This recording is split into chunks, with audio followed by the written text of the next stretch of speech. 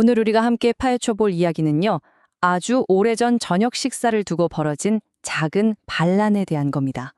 그런데 이 이야기 속에 우리가 더 나은 결정을 내리는 데 필요한 놀랍도록 현대적인 비밀이 숨어 있습니다. 우리는 보통 선택의 순간에 이런 고민을 하죠. 지금 당장의 즐거움을 택할까? 아니면 나중에 큰 보상을 위해 참을까? 하고요. 그런데 만약에 이 질문 자체가 잘못된 것이라면 어떨까요? 어쩌면 진짜 중요한 건 완전히 다른 데 있는지도 모릅니다. 자, 그럼 바로 이야기 속으로 들어가 보죠. 고대 불교 경전인 끼따기리 경에 나오는 이야기인데요. 모든 건 아주 간단한 규칙 하나, 그리고 그 규칙을 깨기로 마음먹은 승려들로부터 시작됩니다. 붓다가 제안한 건 아주 간단한 거였어요. 저녁을 먹지 않으면 몸도 가볍고 정신도 맑아진다는 거였죠. 실제로 그와 제자들은 이걸 실천하면서 더 건강해지고 활력이 넘치는 걸 경험했습니다. 여기까지는 아주 간단해 보이죠. 그런데 끼따기리라는 마을에서 말하자면 반란이 일어납니다. 아싸지와 뿌나빠수라는 두 승려가 우리는 저녁 먹는 게 좋은데 하면서 이 규칙을 거부한 거죠. 다른 승려들이 붓다의 가르침을 다시 알려주자 그들은 아주 흥미로운 논리로 맞받아칩니다. 이게 바로 그들의 핵심 주장이자 사실 우리 모두가 매일같이 부딪히는 선택의 딜레마를 정확히 꿰뚫는 질문입니다. 겉보기엔 그냥 현재냐 미래냐의 문제 같죠. 하지만 진짜 열쇠는 그들이 썼던 원래 단어, 바로 팔리어에 숨어 있었습니다. 보통 이 문장을 현재 대, 미래의 대립으로 번역하는데요. 만약 이 번역이 이야기의 진짜 핵심을 완전히 놓치고 있는 거라면 어떨까요? 좋습니다. 지금부터 이 두 개의 결정적인 단어를 파헤쳐서 진짜 이야기를 한번 찾아보죠. 자, 보세요. 겉으로만 보면 눈에 보이는 것과 시간이 지나야 알 수 있는 것의 대결처럼 보입니다. 하지만 언어의 뿌리를 파고들면 완전히 다른 그림이 펼쳐집니다. 훨씬 더 심오하고 놀라운 대조가 드러나죠. 먼저 산디티카. 보통은 눈에 딱 보이는 거, 바로 확인할 수 있는 거라고 번역해요. 이게 첫 번째 층의 의미입니다. 하지만 이 단어의 어원을 뜯어보면 정말 재밌어요. 산디티카는 단순히 보이는 것이 아니라 나 자신의 주관적인 견해나 개인적인 느낌을 뜻하는 거였어요.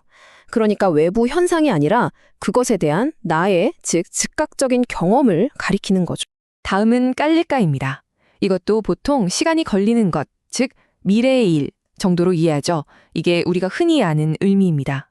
그런데 여기에도 더 깊은 의미가 숨어 있었어요. 깔리까는 그냥 미래가 아니었습니다. 시간이 흐르면서 드러나는 객관적이고 법칙적인 결과를 의미해요. 내 기분이 어떻든 상관없이 원인이 있으면 반드시 나타나는 그런 결과 말이에요. 아주 비개인적인 인과응보의 과정인 셈이죠.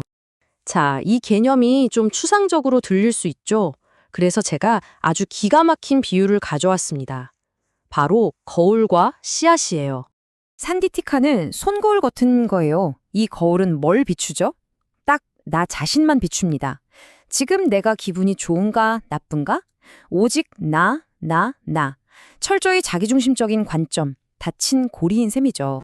반면에 깔리까는 씨앗입니다. 씨앗을 심으면 내 기분과 상관없이 조건만 맞으면 싹이 트고 자라서 열매를 맺잖아요. 이건 자연의 법칙이고 객관적인 과정입니다. 행동에 따른 필연적인 결과, 바로 그겁니다. 자, 이제 이 두 가지 새로운 렌즈를 가지고 붓다의 대답을 들어보면 이야기가 완전히 달라 보일 겁니다. 붓다는 이 승려들의 질문 자체를 그냥 뒤집어 버려요. 지금 기분이 좋냐 나쁘냐는 아예 중요하지가 않다고 말하죠. 왜냐하면 어떤 느낌이든 간에 그 끝에는 완전히 다른 두 가지 결과가 기다리고 있으니까요. 그래서 진짜 우리가 물어야 할 유일한 질문은 바로 이거예요.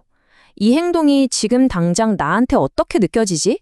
가 아니라 그래서 이 행동이 시간이 지나면서 유익한 성장을 가져올까?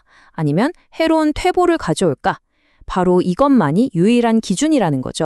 결국 이 고대의 이야기는 저녁밥을 먹냐 마냐의 문제가 아니었던 겁니다.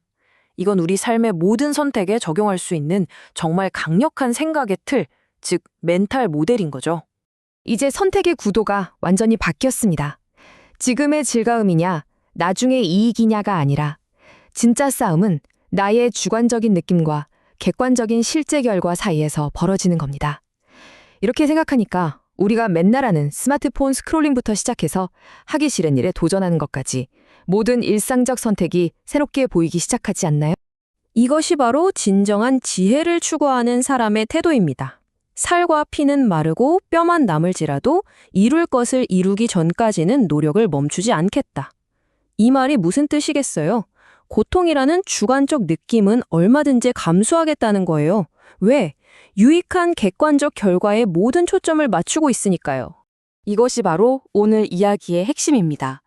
우리 눈앞에 즉각적인 감정을 비추는 거울, 그 너머를 보는 것, 그리고 우리가 지금 심고 있는 이 행동의 씨앗이 결국 어떤 열매를 맺게 될지 생각하는 것. 이것이 바로 현명한 선택의 비밀입니다. 여러분은 오늘 어떤 거울을 보고 또 어떤 씨앗을 심고 계신가요?